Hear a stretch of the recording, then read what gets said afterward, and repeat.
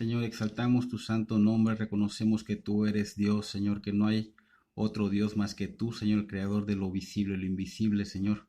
Reconocemos que eres un Dios santo, santo, santo, Señor, un Dios justo, un Dios misericordioso, Señor. Y venimos ante ti, Señor, a pedirte nos perdones, nos limpies de toda iniquidad, de toda maldad, Señor. Pedimos que estés en medio de nosotros, Señor, y que esta predicación, Señor, seas tú dado a conocer, exaltado, glorificado, y que seas tú quien dirija, que tu Espíritu Santo abra nuestro entendimiento y que llene nuestros corazones esa palabra, Señor, que es palabra de amor, para la verdad, Señor, que nos puede liberar, Señor, de la esclavitud del pecado, del mundo, del mal, de nuestra propia esclavitud de nosotros mismos, Señor. Ayúdanos, Señor, a comprender tus misterios, a comprender tu soberanía, Señor, que podamos, Señor, poner la atención de vida, que no hayan interrupciones, Señor, que seamos realmente buenos espectadores ante tu palabra, que merece respeto, merece realmente tener ese temor reverente hacia ti, Señor. Obra en la vida de los congregantes de esta iglesia que tú has puesto, Señor. Obra en la vida de las personas que también escuchan por redes sociales estos mensajes, Señor. Bendícelos grandemente, Señor, en el nombre de Cristo Jesús. Amén y amén. Vamos a ver un tema que le puse por nombre, conociendo la soberanía de Dios. Vamos al libro de Romanos, capítulo 8. Romanos, capítulo 8, versículo 28 al 32, vamos a ver. Que dice, y sabemos que a los que aman a Dios, todas las cosas les ayudan a bien. Esto es, a los que conforme a su propósito son llamados. Porque a los que antes conoció, también los predestinó para que fuesen hechos conforme a la imagen de su Hijo, para que Él sea el primogénito entre muchos hermanos. Y a los que predestinó, a estos también llamó, y a los que llamó, a estos también justificó, y a los que justificó, a estos también glorificó. ¿Qué pues diremos a esto? Si Dios es por nosotros, ¿quién contra nosotros?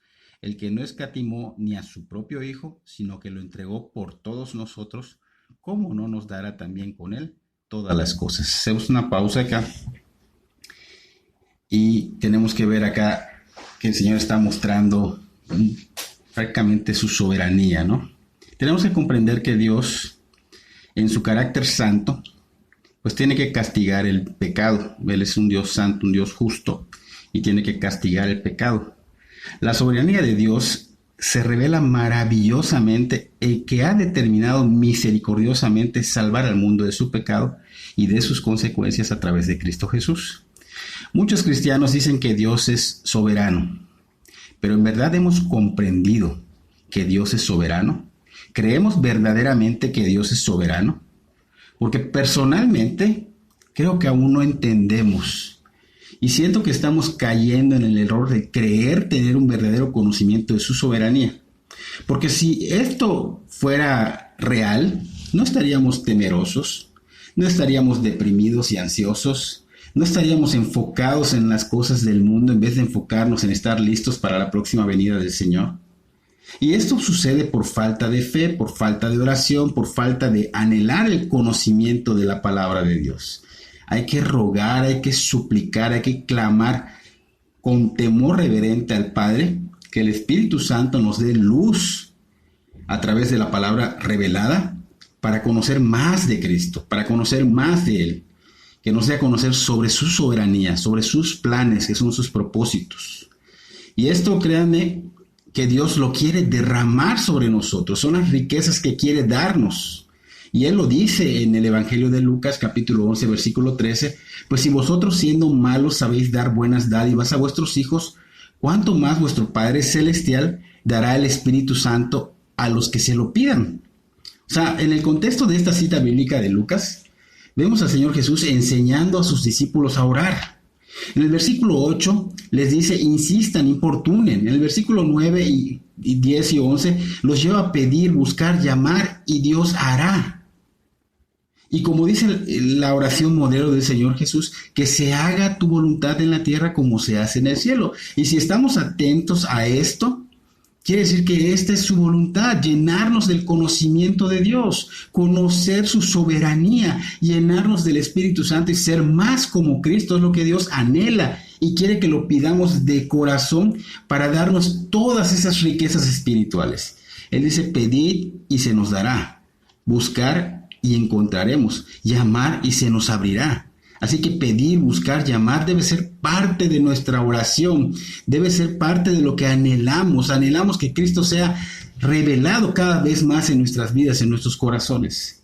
Que sea revelada su hermosura, su carácter, su naturaleza, su esencia. De hecho, esa es la finalidad del propósito de Dios, el plan de Dios. El Señor tenemos que comprender que es soberano. ¿Y qué significa esto? Que tiene control de todo, gobierna todo, nada escapa de Él. Él es todopoderoso, es omnisciente, es omnipresente. El sol, la luna, las estrellas, las galaxias, la tierra girando sobre su propio eje. Es algo increíble, pero cierto. Él controla soberanamente todo esto. Tiene un control extraordinario del universo, sobre el universo. Isaías capítulo 40, versículo 12, nos habla de su grandeza. Dice, ¿quién midió las aguas con el hueco de su mano y los cielos con su palmo? Con 3 dedos juntó el polvo de la tierra y pesó los montes con balanza y con pesas los collados. O sea, estamos viendo realmente cómo el Señor es el soberano, el quien establece todo y crea todo y mueve todo de alguna manera perfecta. En el Salmo 139, versículo 13 y 14, nos dice que Él nos formó desde el vientre de nuestra madre, que entrelazó cada parte de nuestro cuerpo. O sea, hizo una creación maravillosa. Vemos la soberanía de Dios. Pero no solo es soberano sobre estas cosas grandes e inimaginables, también es soberano sobre cosas pequeñas. O sea, el Señor es soberano sobre todo. Y eso tenemos que comprenderlo. Así que si no le permitimos al Señor, a Dios, a este Dios de la Biblia, al Dios soberano, ser nuestra guía, ser el que nos dirija, nuestra vida va a colapsar. Estaremos cometiendo el peor error de nuestra vida. Terminaríamos estrellándonos como esos barcos que vienen en la noche, en la oscuridad, con densas neblinas, sin un faro que los dirija y se estrellan contra otros barcos o se estrellan contra la misma tierra. En el Evangelio de Mateo, capítulo 10, versículo 29, el Señor nos dice, ¿no se venden 2 pajarillos por un cuarto? Pregunta, ¿no? Con todo, ni a uno de ellos cae, si el Padre no lo permite, dice. O sea, aquí el Señor está mencionando 2 pajarillos por el precio de un cuarto. En el Evangelio de Lucas menciona 5 pajarillos por el precio de 2 cuartos. O sea, agrega un cuarto más. Regularmente se vendían 2 pajarillos por un cuarto y otras veces si comprabas 4 pajarillos pagabas 2 cuartos, pero te regalaban el 5.º pajarito. Por eso Lucas lo menciona de esta manera, para que no vayamos a creer que están equivocados. Un cuarto era una moneda romana de muy poco valor. Era la 16ª parte de un denario. Realmente los pajarillos pues no valían casi nada, sus cuerpecitos son muy pequeños. ¿Cuánto más podrían aportar de carne? Apenas creo que en 1 o 2 bocados para el ser humano. Entonces la importancia de todo esto está en que ninguno de estos pajarillos era capturado, era muerto o era vendido sin el conocimiento y su voluntad permisiva de Dios. ¿Por qué? Porque Él es el que los ha creado, Él es su sustentador. Los pajarillos tienen nidos y alimentos porque Dios se los provee. Pero no muere, no cae, no es capturado, no es vendido si Él no lo permite. En Mateo 10:30, continuando Mateo, después de hablar de los pajarillos, Jesús pasa a los cabellos de nuestra cabeza. Dice, pues aún vuestros cabellos están todos contados. O sea, Él sabe cuántos cabellos tiene cada uno de nosotros. El Señor sabe qué cabello se te va a caer y Él lo permite. Ni las aves ni los cabellos pasan desapercibidos para Dios, que son cosas según para nosotros insignificantes. Pero Dios está en control de todo. No hay nada que salga de su control. Mateo 10:31 dice, así que no temáis. Más valéis vosotros que muchos pajarillos. O sea, ¿cuánto vale la vida de un creyente para Dios? El Señor dice, no teman, ustedes valen más que un pajarillo. Y esto es maravilloso. El Señor quiere que el cristiano y el que aún no conoce de Dios, hoy vea claramente que Dios envió a su Hijo por rescate de nuestra vida, que a Dios le importamos más que muchas cosas creadas, porque dio lo más preciado, dio lo más costoso para salvarnos de la condenación del pecado. Y esto es en Cristo Jesús, que es el autor y el consumador de la fe. Y hoy nos dice a todos los cristianos, ustedes no deben tener temor ni preocuparse por nada terrenal. Y a los que no son cristianos, para que aprendan que necesitan buscar de Dios, porque Dios es el único que nos puede salvar, nos puede redimir del pecado y nos puede realmente guardar. Nuestras preocupaciones para los cristianos deben ser otras. Cultivar la relación personal con el Señor, tener misericordia por las almas perdidas que no conocen de Cristo, que están muriendo hoy día sin Cristo, ser más como el Señor Jesús. Debemos tener temor de Dios y no de otras cosas, porque el Señor Jesús viene en breve. Dios los conoce mejor que cualquier cosa, que cualquier persona. Por ejemplo, pensamos que nuestra madre o nuestro padre nos conocen perfectamente. Pero Dios nos conoce mejor que ellos. Dios nos conoce mejor que tu esposa, que tu esposo. Él nos conoce mejor que nosotros mismos. Nosotros no sabemos ni siquiera cuántos cabellos tenemos en nuestra cabeza. El Señor sí. Él nos conoce también que siempre va a cuidar de nosotros. Y lo podemos corroborar en el Salmo 139. Y es extraordinario conocer que Dios cuida de ti, conoce todo de ti y que es soberano sobre todo. O sea, que esto nos hace ver que Dios es confiable. Lo acabamos de ver. Si Dios tiene cuidado de una avecilla, ¿acaso no tendrá cuidado de nosotros? Si Dios sabe que una avecilla necesita comer y le provee, ¿cómo no nos va a proveer a nosotros? Él dio todo por nosotros. Él dio a su Hijo. Él murió en la cruz por nosotros. Y fíjense cómo Dios actúa. Hay un ejemplo en Mateo capítulo 17, versículo 24 al 27, donde Pedro viene al Señor y le dice, Señor, nos están cobrando los impuestos, ¿qué vamos a hacer? El Señor Jesús le dice a Pedro, ve al mar, Pedro, echa el anzuelo, y el primer pez que saques, tómalo, ábrele la boca y hallarás un estatero. ¿Qué era un estatero? Una moneda con un valor de 4 dracmas. Dice el Señor Jesús a Pedro, dásela por mí y por ti. O sea, paga tus impuestos y los míos. O sea, ¿no es algo maravilloso? Esto nos debe llevar a no dudar del Señor. ¿Cómo sabía el Señor Jesús que estaría ese pez allá y que había tragado un estatero y que el pez estaba esperando ser atrapado por Pedro? Es Dios. Todo está bajo su soberanía. Es omnisciente. La omnisciencia de Dios es notable en cada detalle de la tierra, en el universo, en tu cuerpo, en lo visible e invisible. Él todo lo sabe. El Señor está en total control. Pero notemos cómo Pedro hace lo que el Señor Jesús le pide. Obedece y cree en lo que el Señor Jesús le dice. Por eso Pedro va y tira el anzuelo y saca al pez. Inmediatamente le abre la boca y saca la moneda. ¿Por qué? Porque creyó, se dejó guiar por él. Y así todo salió perfecto, pagó los impuestos. O sea que cuando creemos y nos dejamos guiar y obedecemos, todo sale de acuerdo a su voluntad. Y su voluntad de Dios es buena, agradable y perfecta. Entonces cuando dice acá Pablo, y sabemos que a los que aman a Dios todas las cosas le ayudan a bien, esto es a los que conforme a su propósito son llamados, debemos ver que Pablo quiere decir que, y sabemos, esta palabra significa que entendemos, que conocemos, que comprendemos. Entonces Pablo está afirmando que ya comprendemos, que ya entendemos, que ya sabemos que los que aman a Dios, y aquí vamos a hacer una pausa para poder entender quiénes aman a Dios, cómo podemos amar a Dios. Primera de Juan, la carta Primera de Juan, capítulo 4, versículo 19, nos da la respuesta, porque Él nos amó primero. ¿Cómo sabemos que amamos a Dios? Porque Él nos amó primero. Juan 3:16 nos dice de tal manera amó Dios al mundo que dio a su Hijo unigénito. Por eso sabemos que amamos a Dios porque Él nos amó primero. Primero nos mostró su amor.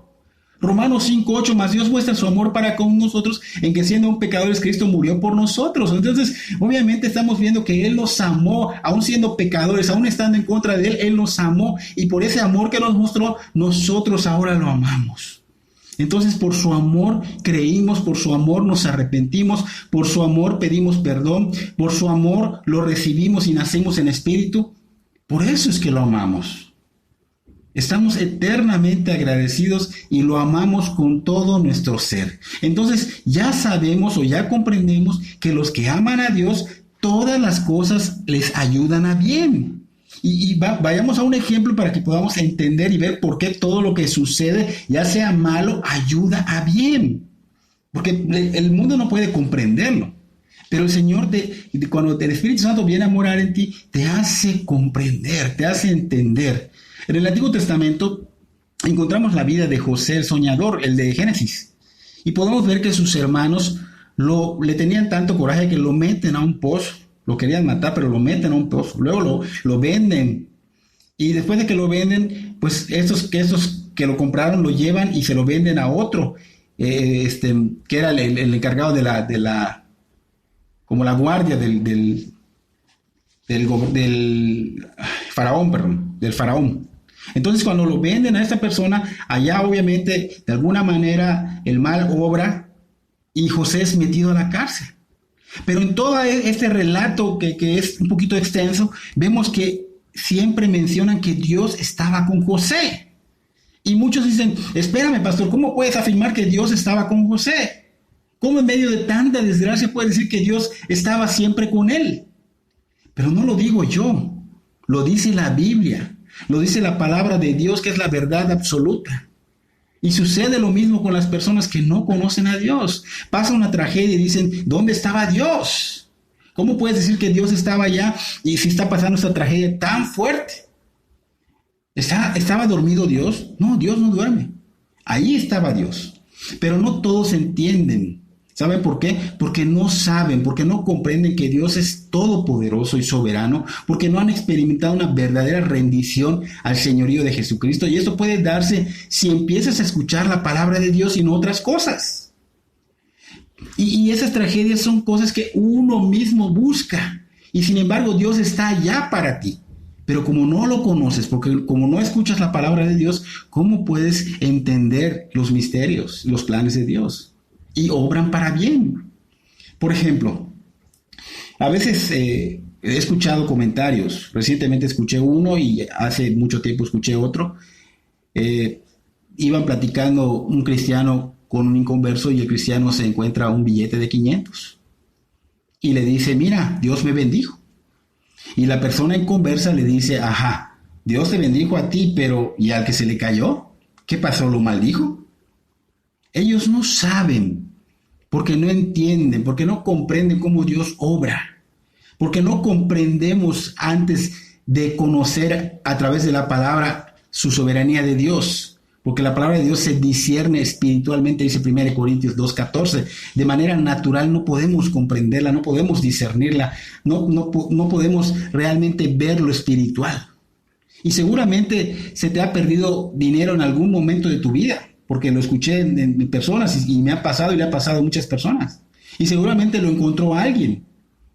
No podrá ser que el Señor en su amor, en su misericordia, en su soberanía y en su providencia permitió que se te perdiera ese dinero. ¿Para qué? ¿Para darle de comer a una familia que no tenía recursos al menos por unos días? No sabemos. ¿Por qué? Porque no comprendemos cómo trabaja Dios. Volviendo al ejemplo de José, el soñador, él reconoce a sus hermanos y les dice, soy José, y ellos no entendían. Él decía, soy José, y con asombro lo veían y les volvía a decir, soy José al que vendieron, su hermano. En Génesis 45:7 vemos que José conocía la soberanía de Dios, porque él le dijo a sus hermanos, Dios me envió delante de vosotros para preservaros descendencia y para darles vida por medio de gran liberación. O sea, para un propósito, preservar la descendencia, que siga la descendencia. Eso significa que Dios permitió la maldad en sus hermanos. No vamos a confundir pensando que Dios lo hizo. En Dios no puede haber maldad, su santidad es perfecta, dice Santiago 1:13. El Señor permitió esa maldad con un fin bueno. Esa maldad la tornó Dios. La cambió, la transformó. Cualquier maldad del ser humano o del mal hacia alguien o al propósito de Dios, Él la va a transformar, la va a cambiar. Cualquier maldad del ser humano hacia un cristiano o hacia su propósito, vuelvo a repetir, el Señor la va a cambiar, la va a tornar. El Señor en su soberanía y su sabiduría la usará para bendición, le dará un giro de bien. En el tiempo de José, Dios ya sabía que iba a venir esa hambruna. Y Dios había escogido al pueblo de Israel para que de Israel viniera el linaje y naciera el Salvador, el Mesías, el Señor Jesús. Si Dios no tuviera el control de las cosas, la descendencia de Jacob O sea, Israel hubiera muerto de hambre y no tuviéramos el linaje, al Mesías, y seguiríamos en nuestros delitos y pecados condenados a una muerte eterna, que es infierno. Pero el Señor permitió todo esto y le dio un giro a la gran tribulación de José. ¿Para qué? Para una gran liberación, cumpliendo así su propósito.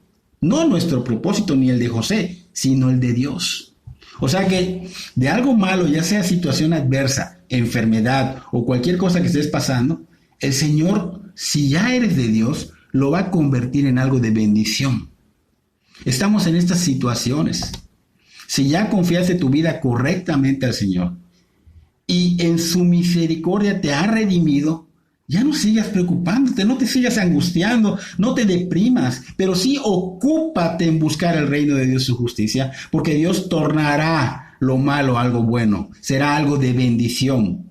Estas situaciones adversas nos llevan a buscar y conocer siempre más del Señor Jesús, más de su naturaleza, más de su carácter, para comprender el porqué de las cosas. En Génesis 45:8 dice José: así pues no me enviaste acá a vosotros, sino Dios. O sea, José conocía la soberanía de Dios. Y nosotros que ya conocemos la soberanía de Dios, debemos descansar en Él, debemos dormir en paz, no debemos angustiarnos más, ni deprimirnos, ni tener ansiedad. Esto nos puede enfermar, trae problemas con la presión, nos puede dar diabetes y llevarnos a una fuerte depresión. Dios nos ama tanto que no nos dejará como estamos. Obviamente va a trabajar en nosotros y esto duele. Traerá pruebas difíciles. Pulirnos, formarnos, duele, situaciones adversas, tempestades, hasta que lleguemos ¿a qué? A la estatura del varón perfecto, dice Efesios 4:13. Duele cuando eres moldeado por Dios, pero es lo mejor de lo mejor. Busquemos ser como Cristo nos enseñó para representarlo correctamente en esta tierra, porque nos llamamos cristianos, que significa seguidores de Cristo, representantes de Cristo, pequeños Cristos. Pedro fue zarandeado por Satanás. El Señor Jesús en su soberanía lo permitió. ¿Por qué lo permitió? Porque el Señor estaba tratando con Pedro, estaba trabajando en él. Pedro se creía autosuficiente, Pedro confiaba en sí y no en Dios. Entonces el Señor le dijo: he rogado para que tu fe no falte. ¿La fe en quién? En Cristo. Esto lo permitió porque Pedro tenía que ser realmente, tenía que darse cuenta que tenía que depender de Dios. Y no se lo permitió porque Dios sea malo. Más bien para que aprenda a depender de Dios, para que aprenda a confiar en Dios, para que no se pierda en creerse autosuficiente. Para que más adelante Pedro fuera el que ayude a fortalecer la fe de los demás discípulos. Y así fue. Pedro fue moldeado, creció espiritualmente y maduró, y lo podemos notar en el libro de Hechos y en sus dos cartas, primera de Pedro y segunda de Pedro. Aún seguimos en Romanos 8:28, dice que todas las cosas le ayudan a bien. Entonces, tanto cosas buenas como cosas malas que sucedan en nuestra vida son para bien y para cumplir el propósito de Dios. Vuelvo a repetir, no el nuestro. Recordemos un poco de lo que ha pasado en la Biblia. ¿Quién puso la tormenta cuando Jonás viajaba en aquel barco y que estaba huyendo de Dios? Dios. ¿Quién preparó el pez grande que tragaría a Jonás? Dios. ¿Quién llevó a los israelitas al desierto donde no había agua ni comida? Dios. ¿Quién les proveyó de sombra en el día y en la noche alimentos y agua en un desierto? Porque sin agua puedes morir. Dios los sustentó con agua, con maná, para enseñarnos, no solo a ellos, también a nosotros, que no solo de pan vivirá el hombre. O sea que debemos depender de Dios en todo y sobre todo buscando su palabra. Ahora podemos entender y apreciar un poquito más sobre su soberanía. De hecho, hasta cuando pierdes a un ser querido, toda esa tragedia, todo este dolor, será de bendición porque Dios obrará de alguna manera increíble. Eclesiastés 7:2 y 3 dice: mejor es ir a casa de luto que a la casa del banquete, porque aquello es el fin de todos los hombres, y el que vive lo pondrá en su corazón. Mejor es el pesar que la risa, porque con la tristeza del rostro se enmendará el corazón. O sea, ¿qué estaba queriendo decir acá Salomón? Que es mejor estar donde hay luto, que donde hay fiesta.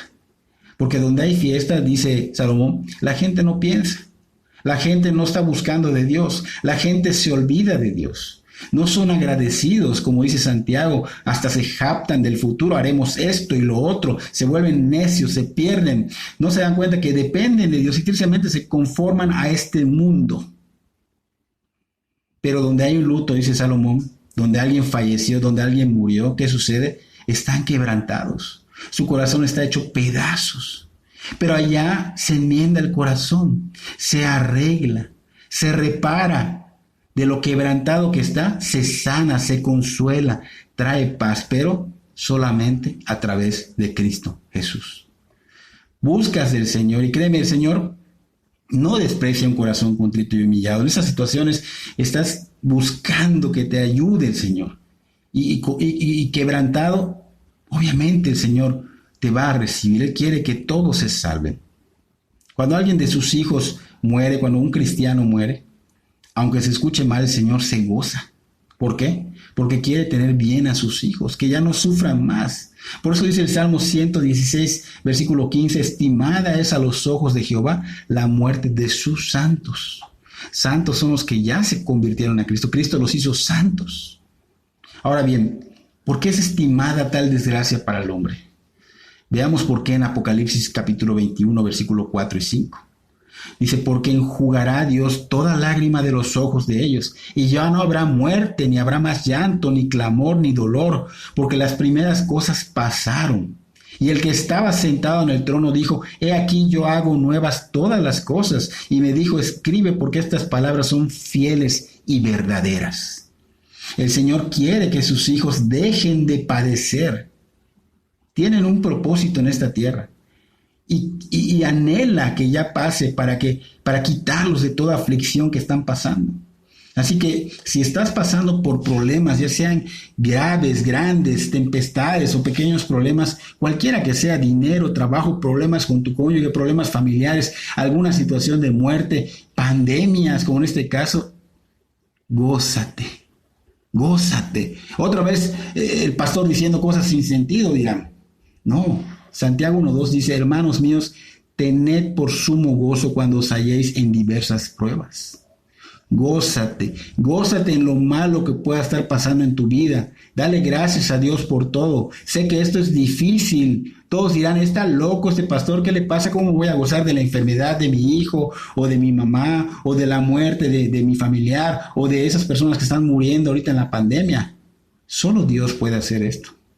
Y si ya eres de Dios, Dios Espíritu Santo mora en ti y está obrando en tu corazón, el cual involucra tus pensamientos, emociones, voluntad y conciencia. Entonces Él hará que tú puedas gozarte, porque es derramada su gracia sobre ti.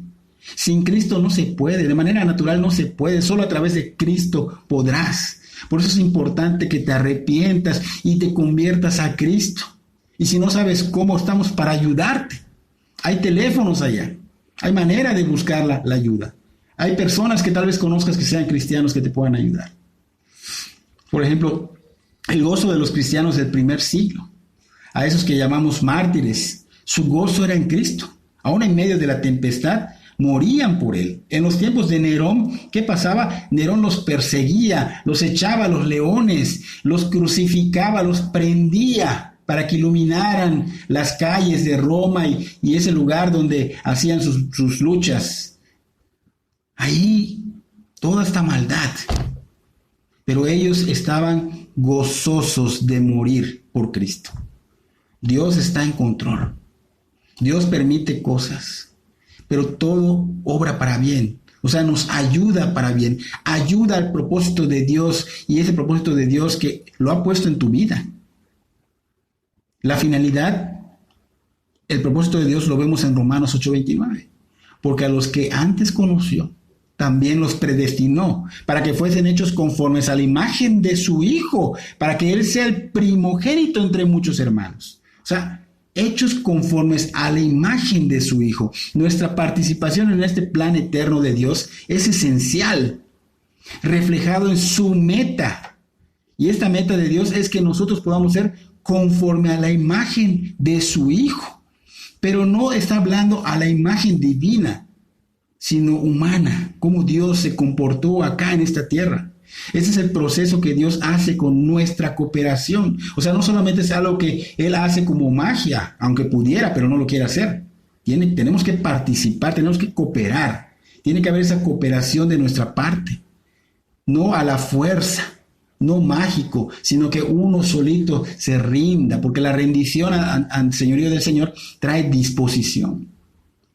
Y la razón para este plan está expresado en que Cristo sea el primogénito entre muchos hermanos. O sea, Dios nos ha adoptado en su familia para el propósito de hacernos como Cristo Jesús, similares a Él en la perfección de su humanidad, no en su deidad. Porque muchos confunden y se creen dioses, y eso es herejía. Romanos 8:30 dice, y a los que predestinó, a estos también llamó, y a los que llamó, a estos también justificó, y a los que justificó, a estos también glorificó. ¡Wow! Aquí todos los verbos en este versículo están en tiempo pasado. Llamó, justificó y glorificó. ¿A quiénes? A cada creyente, a cada hijo de Dios, a cada quien que venga y se convierta a Cristo, se arrepiente y se convierta a Cristo. Entonces, ¿por qué desmayamos los que ya somos de Cristo? ¿Por qué desmayamos por los sufrimientos de este mundo? ¿Por qué tanta preocupación por lo terrenal? ¿Por qué tanta angustia si aquí nos dice que ya hemos sido glorificados? Y debemos creerlo, simplemente estamos esperando la venida del Rey, del Señor Jesús. O sea, pase lo que pase, tú ya eres de Dios. Y si mueres, estarás con Él. Romanos 8:31 dice, ¿qué pues diremos a esto? Si Dios es por nosotros, ¿quién contra nosotros? Y esta es una de las promesas que es hermosa, pero que tristemente se ha mal usado por no saber o por no comprender sobre el contexto. Esto quiere decir que si ya entendimos de la soberanía de Dios, ya conocemos que Dios está en control de todo, ya somos de Dios y todo lo que suceda va a obrar para bien, así sea malo, así sea lo peor. Fíjate de lo que estamos hablando, todo lo que suceda, bueno o malo, no debemos tener inquietud por lo que sea que esté sucediendo o por lo que sea que el Señor vaya a hacer. ¿Por qué? Porque el Señor es por nosotros y no contra nosotros. Todo indica que el Señor está a favor y no en contra. Y quien esté o lo que esté en contra, Dios es soberano y lo tornará para bien. Entonces tenemos que agarrarnos de esta promesa. Con toda seguridad nos dará libremente cualquier otra cosa que necesitemos. Y la prueba de que esto es verdad, la evidencia está en el versículo 32. Dice Romanos 8:32, la evidencia de que Dios es por nosotros es el don de Cristo Jesús. Dice ya, el que no escatimó ni a su propio Hijo, sino que lo entregó por todos nosotros, ¿cómo no nos dará también con Él todas las cosas? O sea que si el Padre ya había dado su regalo más sublime, su todo, ¿cómo hemos de pensar que Él no nos dará otras cosas, regalos más pequeños?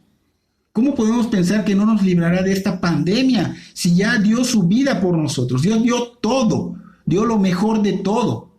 Te dio santidad a cambio de tu pecado, como lo hizo muriendo en la cruz. El hecho de que Él nos eligió y que comenzó la buena obra en cada uno de nosotros, prueba que Él continuará perfeccionándola hasta que la termine. Pero esto duele, es un proceso. Y la finalidad es estar con Cristo, pero primero hay que pasar por este camino sinuoso, que no es fácil. La finalidad es estar con Cristo disfrutando de Él en su gloria. Él no nos traería hasta aquí para deshacerse de nosotros. No se puede negar que para aquellos que están en Cristo, Dios es por ellos. Ahora podemos entender que Dios es soberano y que todo está bajo su control. Deberíamos descansar por sus promesas. Somos más que vencedores en Cristo Jesús, pero esto no nos debe llevar a descuidarnos. No bajemos la guardia, más bien estemos en guardia, bien fortalecidos en la guardia, en la defensa de la fe. Créelo, pero no solo de mente, sino de corazón. Que haya esa evidencia de conocer al Señor y que confíes ciegamente en que todo, así sea malo, el Señor se encargará de volverlo un bien. Espero que este mensaje de Dios obre en tu corazón y que esta prédica sea grabada en tu corazón y dé fruto pronto.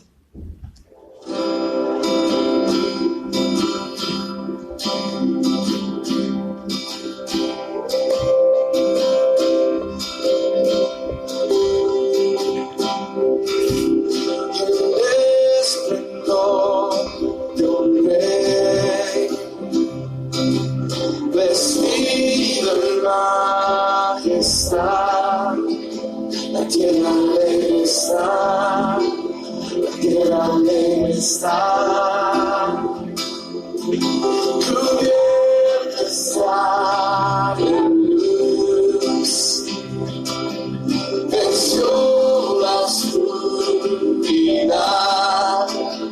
tiembla su voz, tiembla su voz, cuán grande